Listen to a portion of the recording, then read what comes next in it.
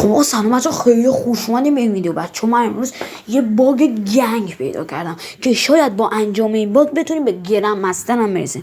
بچه من اولش به طور شانسی این باگ پیدا کردم و وقتی که داشتم بازی میکردم یکی از یارام این باگ زد و وقتی که خودم زدم اصلا یه چیز نابی شد. بچه شما انجام بدین ببینین کار میکنه یا نه. حالا حرفی نمیزنم، بریم ببینیم این باگ چجوریه.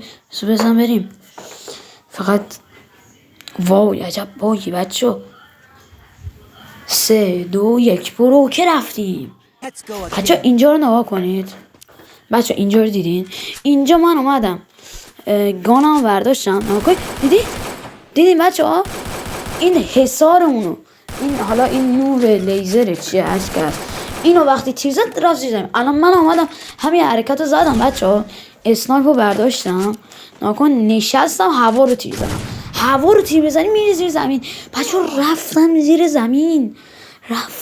زمین. وای الان اینجا یارم ناگه کلن نامریه، فقط داریم نشونش رو میبینیم.